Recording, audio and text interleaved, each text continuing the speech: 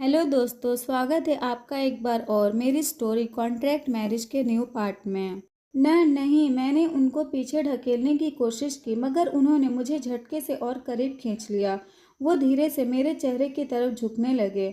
मैंने झपट कर डेस्क पर पड़ा फ़ोन उठाकर उनके सामने करते हुए धमकाया, मैं सच में मार दूंगी। अमर हल्की सी हंसी के साथ मेरा हाथ पकड़े हुए, कोशिश करके देख लो।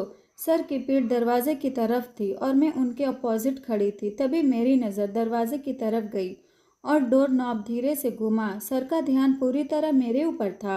मैंने फुर्ती से अपना पैर उनके पैर पर दे मारा। उनका पूरा ध्यान मेरे हाथ पर था। सो ये बिल्कुल अनएक्सपेक्टेड था उनके लिए और वो हड़बड़ा कर मुझसे दूर हो गए।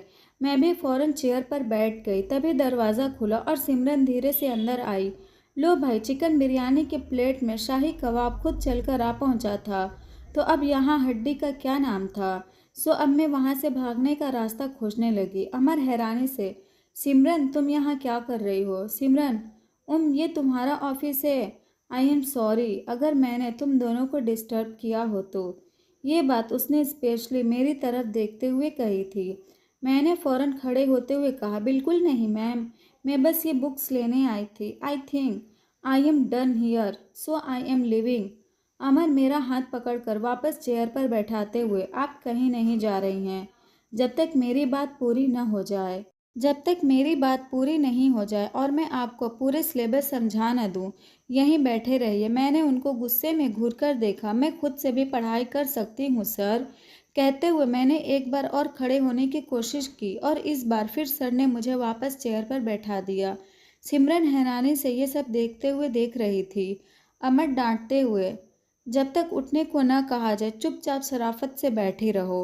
Bad dialogue delivery. वेल, न तो ये पुलिस स्टेशन है और ना ही मेरे पापा का घर है। नहीं, मुझे यहाँ से जाने के लिए आपकी परमिशन की ज़रूरत है। इस बार मैंने सीधा उनकी आंखों में आंखें डालकर एक नकली मुस्कान के साथ कहा और एक झटके के साथ उठकर दरवाजे की तरफ बढ़ गई। पीछे से उनकी झल्लाहट भरी तेज आवाज़ सुनाई दे, अनाया, सिमरन जाने ना दो बेबी, बच्ची है। इतना गुस्सा क्यों कर रहे हो उस पर। Anyways, I missed you so much. कहते हुए वो अमर सर से लिपट गई। मैंने जाते जाते एक नज़र पीछे की तरफ मुड़कर डाली। उनकी नीली आंखें लाल हो चुकी थी और वो उनसे अब भी मुझे गुस्से में देख रहे थे। मेरी नज़र उनके गले से लिपटी सिमरन पर गई और मैं तेज़ी से बाहर निकल गई।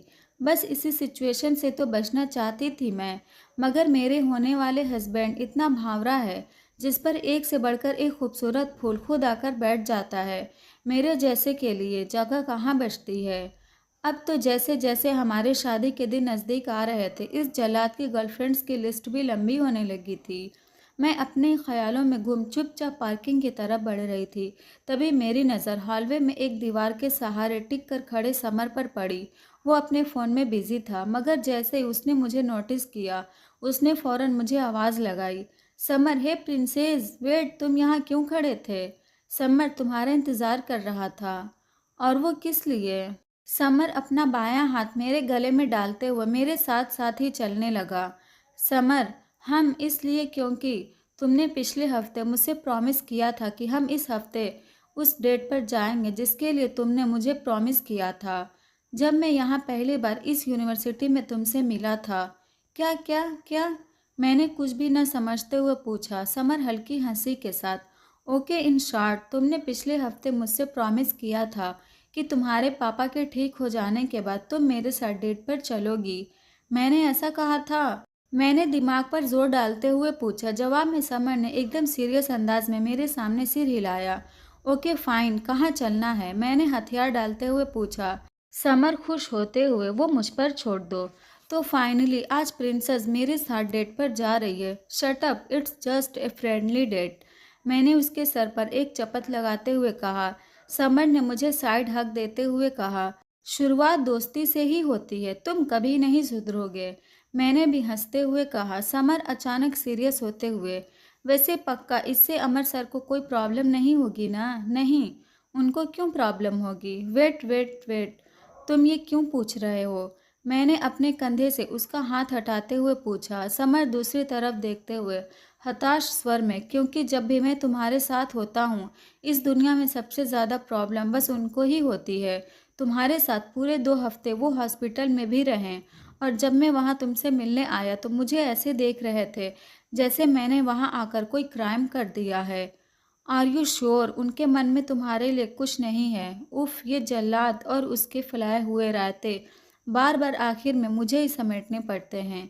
एक तरफ तो उनको किसी को हमारे रिलेशनशिप के बारे में बताना नहीं है, और दूसरी तरफ खुद ही ऐसी हरकतें करते रहते हैं कि सबको हमारे बारे में पता चल जाए। ऐसा कुछ भी नहीं है, मैंने बताया था ना, हमारी फैमिली बहुत क्लोज है आपस में, लाइक सदियों पुरानी दोस्ती, इसलिए वो हॉस्पिटल में मेरे साथ रुके थे, नथिंग एल्प। और फिर तुम्हें क्या लगता है मैं इतने बोरिंग आदमी को डेट करूँगी, वो भी अपने मैथ्स टीचर को?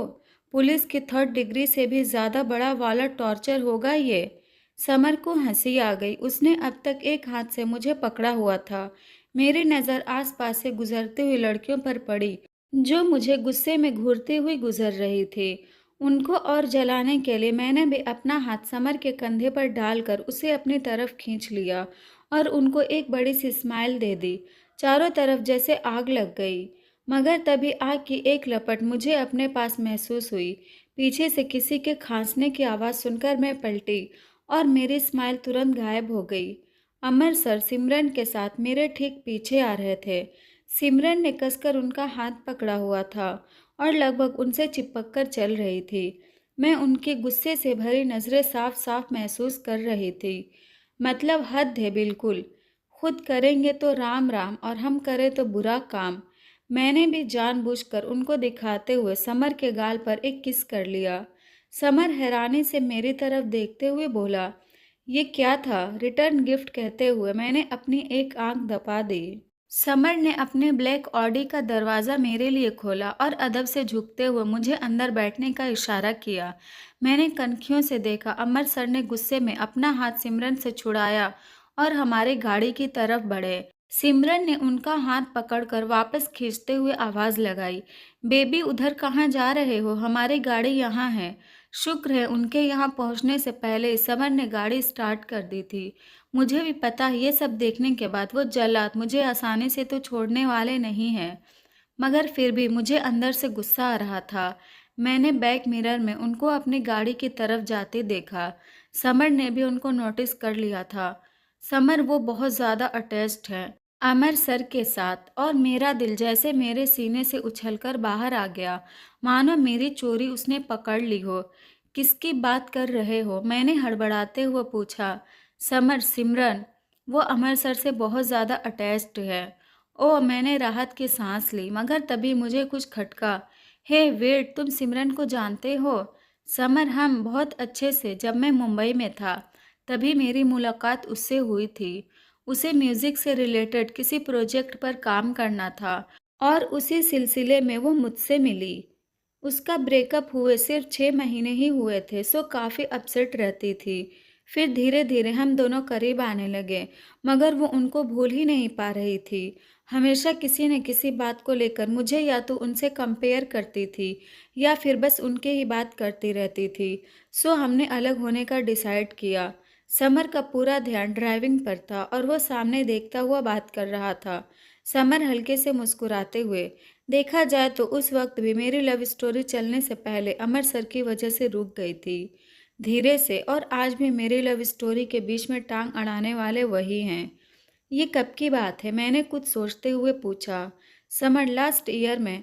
बुरी तरह चौंक गई। लास्ट ईयर मतलब इन दोनों का ब्रेकअप हुआ और मिस्टर एंड मिसेस सक्सेना ने उस जल्लाद की शादी मुझसे फिक्स कर दी, और ये दोनों लव बर्ड्स अब तक एक दूसरे को भुला ही नहीं पाए हैं।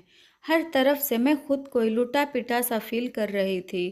तभी गाड़ी अचानक से एक झटके के साथ रुकी और मैं अपने ख्यालों से बाहर आई। समर ने बाहर आते हुए मेरे साइड का दरवाज़ा खोला। मैं बाहर आई और सामने का नज़ारा देखकर शॉक्ड हो गई। इवनिंग सनशाइन, यहाँ क्यों लाए हो मुझे? समर शरारत से मुस्कुराते हुए, आई थिंक यही बेस्ट प्लेस है डेटिंग के लिए। मेरी जान निकली जा रही थी, कहीं यहाँ मिस्टर सक्सेना से मेरा आमना सामना न हो जाए। वो हमेशा अपने बिजनेस मीटिंग्स यहीं पर फिक्स करते थे। कैसे भूल सकती हूँ मैं वो शाम जब मेरे और अमर सर की वो बेहुदा कॉन्ट्रैक्ट मैरिज यहाँ पर तय हुई थी। एक तरह से ये भी बिजनेस डील ही तो थी। मैंने एक गहरी सांस ली और समर का हाथ पकड़कर अंदर की तरफ बढ़ गई। समर ने हमारे लिए एक बड़ा सा प्राइवेट रूम बुक किया था, जिसके सेंटर में एक खूबसूरत सा डाइनिंग टेबल लगा था। रूम की दीवारें ग्लास की बनी थी, जिससे बाहर का तो सब कुछ दिखाई पड़ रहा था, मगर बाहर से अंदर का कुछ भी नजर नहीं आ रहा था। समर अनाया मैं उसकी तरफ मुड़ी और उसने एक बॉक्स मेरी तरफ बढ़ा दिया। मैंने उसकी तरफ सवालिया नज़रों से देखा। समर हिचकिचाते हुए, ये ड्रेस मैं तुम्हारे लिए लाया था, अगर ये तुम पहनोगी तो मुझे अच्छा लगेगा। अरे मगर इन सब की क्या ज़रूरत है? Samar please, no Samar, please Samar, no Samar. Smile के साथ रिक्वेस्ट करते हुए, please please please princess. Okay fine. तंग आकर मैं उस रूम से अटैच्ड वॉशरूम में घुसने ही वाली थी कि उसने मुझे पकड़कर एक दूसरे रूम के अंदर भेज दिया। मेरे कुछ बोलने से पहले उसने रूम लॉक कर दिया। वहाँ पहले से एक लेडी मौजूद थी। उसने बताया उसे यहाँ मुझे तैयार करने के लिए समर ने बुलाया है। अब मुझे गुस्सा आ रहा था। पहली बात तो इतना सब तामझाम करने की कोई ज़रूरत नहीं थी। मैंने बस एक फ्रेंडली डेट के लिए हामी भरी थी, मगर ये तो जैसे पूरे रोमांटिक डेट की तैयारी किए बैठा था। ऊपर से इस लेडी के सामने चेंज करने में मुझे अनकंफर्टेबल फील हो रहा था। हाँ ठीक है, लड़की ही है वो भी, लेकिन फिर भी मुझे नहीं पसंद कि कोई लड़की भी मुझे ऐसे बिना कपड़ों के देखे। उसने कहा भी कि जब तक मैं चेंज कर रही हूँ वो पीछे मुड़ी रहेगी, लेकिन मुझे उसकी बात पर भरोसा नहीं था, सो मैंने अपना स्कार्फ उसकी आंखों पर बांध दिया। हालांकि इस बात के लिए वो मुझसे बहुत चिल्लाई, but I really don't care. नॉक्स में एक मैरून कलर का बेहद खूबसूरत सा इवनिंग गाउन था। उस लेडी ने न जाने कौन कौन से कॉस्मेटिक्स मेरे मुंह पर थोपे। जितनी बार वो एक्स्ट्रा मेकअप ब्रश की मदद से मेरे फेस से हटाती थी, मुझे उतनी बार छींक आती थी। मेरे बालों पर भी उसने न जाने कितने अत्याचार किए, कभी स्प्रे तो कभी हॉट कलर्स लगाए। अपने खूबसूरत नेचुरल बालों का सत्यानाश होते देखकर मेरा दिल चीख मार मार कर रो रहा था। सो पूरे टाइम मैं उसके काम में बस टांग अड़ाती रही और उसने भी आखिर में मेरे आगे हाथ जोड़ दिए, ये कहकर कि ज़िंदगी में सब कुछ करेगी मगर दोबारा कभी मेरा मेकअप नहीं करेगी। फाइनली उसने मुझे मिरर के सामने ला खड़ा किया। मैं आंखें फाड़े मिरर को घूर रही थी। ये मैं हूँ? मैं हैरानी से चिल्लाई। मैं खुद ही अपना चेहरा नहीं पहचान पा रही थी। मैंने बार बार ऊपर से नीचे तक खुद को हाथ लगाए हुए आईने में देखा। कोई शक ही नहीं था कि आईने में दिख रही लड़की मैं ही थी। इन मेकअप आर्टिस्ट के हाथों में वाकई जादू होता है। इनका बस चले तो कोयले को भी हीरा बना दे। और आज ये मैं अपनी आंखों से देख रही थी। उस लेडी ने समर को कॉल किया और अगले ही पल धीरे से दरवाज़ा खुला। वो लेडी बाहर चली गई। मैंने दरवाजे पर नज़र डाली। वहाँ समर खड़ा था, मुस्कुराते हुए मेरी तरफ देख रहा था। वो धीरे से आगे बढ़ा और हमेशा की तरह घुटनों पर बैठते हुए उसने मेरे हाथों पर किस किया। समर, आज तो सचमुच की प्रिंसेस दिख रही हो तुम। अब चलें? मगर कहाँ? मैंने कन्फ्यूज़न से पूछा। समर ने बिना कुछ कहे मेरा हाथ पकड़ा और वापस उसी रूम में आ गया जहाँ हम पहले थे। मगर इस बार यहाँ काफ़ी अंधेरा था। क्या हो रहा है यहाँ? समर, कहाँ चले गए तुम? मुझे अंधेरे से डर लगता है। Please turn on the light. तभी अचानक एक हल्का सा धमाका हुआ और मेरे डर से चीख निकल गई। मगर धमाके के साथ ही कमरे की लाइट भी जल गई और मेरे ऊपर गुलाब की पंखुड़ियाँ गिरने लगी। Happy birthday to you. Happy birthday dear Anaya. Happy birthday to you. मैंने हैरानी से आंखें फाड़े हुए देखा। पूरा कमरा मेहमानों से भरा हुआ था। मैंने हैरानी से समर की तरफ देखा। समर, कैसा लगा मेरा सरप्राइज प्रिंसेस? तभी पापा ने आकर मुझे गले से लगा लिया। मिस्टर पारेख मुस्कुराते हुए, हैप्पी बर्थडे प्रिंसेस। फाइनली मेरी बच्ची 21 साल की हो गई। मैंने सामने नज़र डाली। अमर सर भी सिमरन के साथ वहाँ मौजूद थे। इतना ही नहीं, राहुल, अभी, करण, तनु, मिस्टर एंड मिसेस सक्सेना और यहाँ तक कि साक्षी भी वहाँ मौजूद थी। तो ये सब प्री प्लान था। मैंने समर की तरफ मुड़ते हुए अपनी आंखें सिकोड़ते हुए कहा, मिस्टर पारेख, ये एक्चुअली समर का ही आइडिया था। जब ये मुझसे हॉस्पिटल में मिलने आया था तभी उसने ये सब प्लान कर लिया था। पिछले कुछ दिनों से तुमने इतनी प्रॉब्लम्स फेस की है, सो हमने सोचा तुम्हारे बर्थडे पर तुम्हारे लिए ये छोटा सा सरप्राइज का आइडिया अच्छा रहेगा। समर स्टाइल से अपने बालों में हाथ फेरते हुए, थैंक्स बोलने की कोई ज़रूरत नहीं है princess, I know I am too good. मैंने आगे बढ़कर उसे पहले तो एक चपत लगाई, फिर उसे गले से लगा लिया। राहुल समर को छेड़ते हुए, अरे भाई हमने भी हेल्प की है समर की, एक हग हमें भी मिलना चाहिए। इससे पहले कि वो मेरे पास आता, समर ने उसे पहले ही पकड़ लिया। समर आजा, मैं हूं ना तुझे हक करने के लिए, कहते हुए उसने इतनी जोर से उसे हक किया कि उसकी चीख निकल गई। हम सबका हंस हंस कर बुरा हाल था। करण और अभि ने भी मुझे बर्थडे विश किया और गिफ्ट दिए। इस वक्त मैं जूली को सबसे ज़्यादा मिस कर रही थी। काश कि वो भी यहाँ पर होती। मैनू मिस कर रही ना, हड़बड़ा कर मैं पीछे मुड़ी। जूली तुम कब आई, मैं खुशी से चिल्लाते हुए उसके गले से लग गई। जूली बस अभी अभी, हैरी लेके आया मैनू इत्थे, सीधा एयरपोर्ट से आ रही हूँ, उसने सामान दिखाते हुए कहा। Harry happy birthday Anaya, you look really beautiful today. Thank you, काश कि इस बेवकूफ़ को मैं पहले खूबसूरत लगी होती। मैं मन ही मन कुढ़ रही थी, पर अब फ़ायदा भी क्या था, मेरी शादी की डेट ऑलरेडी फिक्स हो चुकी थी। तो अब मुझे ना सही, कम से कम हैरी को तो उसका प्यार मिल जाए। वाह, मुझे नहीं पता था मैं किसी दिन टीवी सीरियल की संस्कारी लड़की जैसी इतनी बड़ी त्याग की देवी भी बनूंगी। जिंदगी जो न सितम ढाए। तभी मेरा ध्यान समर की आवाज़ से टूटा। हैप्पी बर्थडे गर्ल से गुजारिश है कि अपने हाथों से इस केक को कट करे, ताकि हम आगे के सरप्राइजेस भी सामने ला सकें। कुछ देर पहले जो सेंटर टेबल खाली पड़ा था, इस वक्त वहाँ पर एक बड़ा सा ब्लूबेरी चीज़ केक पड़ा हुआ था। मैंने हैरानी से समर की तरफ देखा। तुम्हें कैसे पता मुझे ये फ्लेवर पसंद है?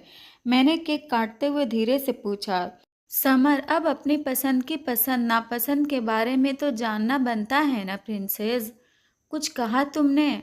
मगर समर ने झपट कर केक का एक पीस मेरे मुंह में ठूंस दिया। मैंने पापा को केक खिलाया और फिर जूली, समर को और बाकी दोस्त को भी एक बार फिर से चारों तरफ हैप्पी बर्थडे गाने की आवाज़ें और तालियों का शोर होने लगा।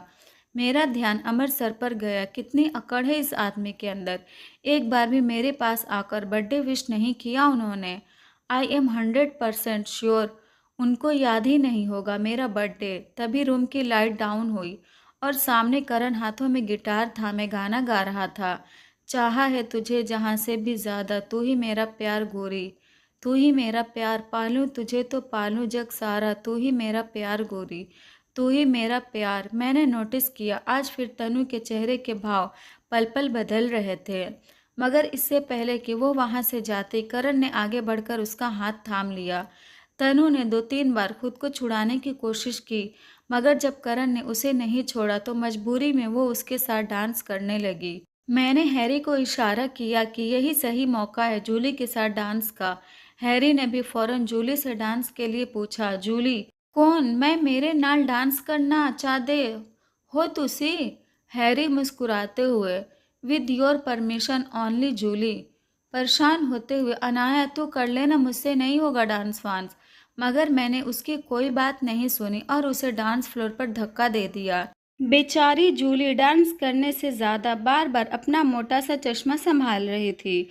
आखिरकार हैरी ने उसका चश्मा उतारकर अपनी जेब में रख लिया। जूली घबराते हुए, मैनू चश्मे के बिना कुछ नहीं दिखता, गिर जाना है।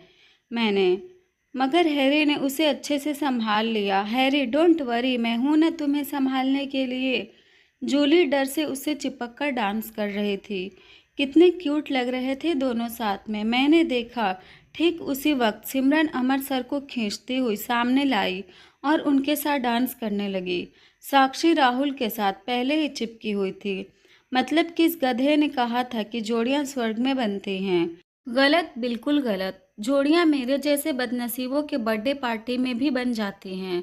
समर मेरी तरफ अपना हाथ बढ़ाते हुए, मैं आई। मैंने भी उसे एक स्माइल दी और उसके साथ डांस फ्लोर पर आ गई। हालांकि मैं उसके सामने डांस वांस के मामले में बिल्कुल अनाड़ी थी। जाहिर है वो प्रोफेशनल था इस मामले में, फिर भी मैं पूरी कोशिश कर रही थी डांस की नहीं, गिरने से बचने की। डांस करते करते समर ने मुझे ट्विस्ट किया और लाइट गायब हो गई।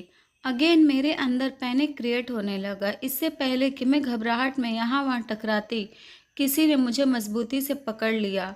मैंने छूटने की कोशिश की मगर पकड़ और मजबूत हो गई और फिर मेरे कानों से एक धीमी सी आवाज़ टकराई, happy birthday to you miss Parekh. Sir आप। हड़बड़ाहट में मेरे मुंह से बस इतना ही निकला। तभी लाइट आ गई। मेरे आसपास कोई नहीं था। मैंने इधर उधर नज़र दौड़ाई। सर वहीं एक किनारे वाइन के ग्लास लिए खड़े थे और समर सिमरन से बातें कर रहा था। शायद अंधेरे की वजह से हमारे पार्टनर्स चेंज हो गए थे। मैंने फ़ोन निकाला और उनको टेक्स्ट किया। सबके सामने विश नहीं कर सकते थे। अमर, विश करना ज़रूरी था या सबके सामने करना? Oh really? आपको तो मेरा बर्थडे याद भी नहीं था। वो तो समर ने आपको यहाँ इनवाइट किया, वरना आप तो मुझे विश भी नहीं करते। अमर, और आपको ऐसा क्यों लगा कि मुझे याद नहीं होगा? तो फिर मेरा बर्थडे गिफ्ट कहाँ है? इस बार मैंने उनको गुस्से में घूरा। जवाब का वेट कर रही थी, पर उन्होंने जवाब देने की जहमत नहीं उठाई और एक शैतानी मुस्कुराहट के साथ मेरी तरफ देखने लगे। मुझे और चिढ़ होने लगी। तभी समर वापस आ गया। समर हैरानी से, ब्यूटीफुल, ये कहाँ से आया? अभी थोड़ी देर पहले तो नहीं था। क्या? मैंने अचकते हुए उसे देखा और जवाब में उसने मुझे वहाँ लगे एक मिरर के सामने खड़ा कर दिया। ये लॉकेट कहाँ से आया? मैंने हैरानी से अपने गले में पड़े चमचमाते एक लॉकेट को देखते हुए पूछा। समर अपनी नज़रें झुकाए मुझ पर टिकाते हुए, जहाँ से भी आया हो बहुत खूबसूरत लग रहा है तुम पर। मैंने एक नज़र सर पर डाली। वो अभी मेरी तरफ देखकर स्माइल कर रहे थे। मतलब उनको याद था और मैंने बेकार ही उनको खरी खोटी सुना दी।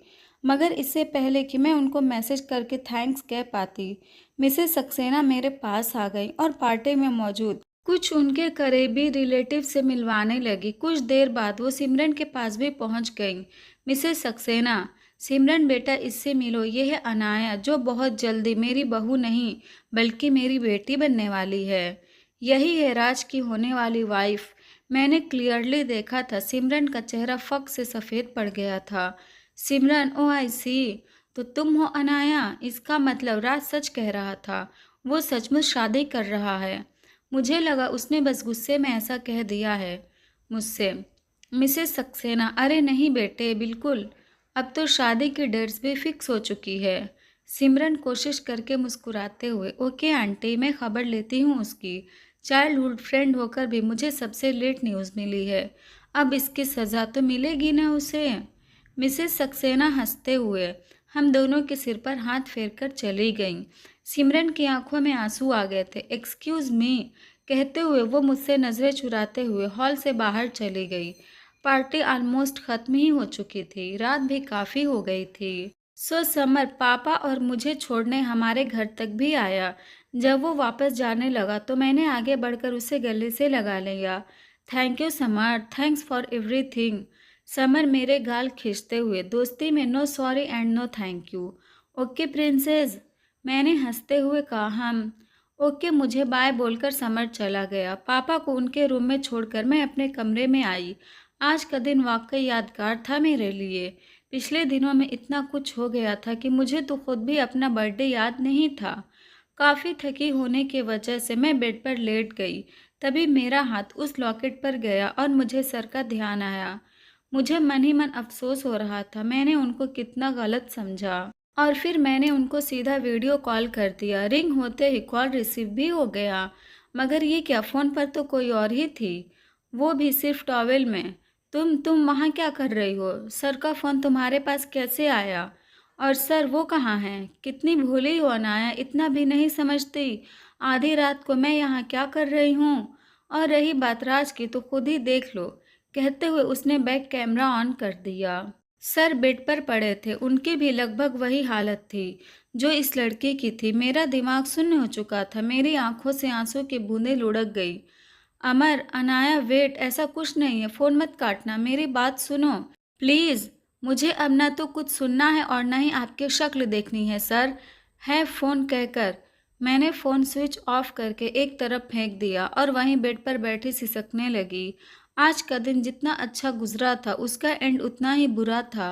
क्या ये इस कॉन्ट्रैक्ट मैरिज का एंड है या कुछ और? ये जानने के लिए इस चैनल को तुरंत सब्सक्राइब कर ले और स्टोरी अच्छी लगी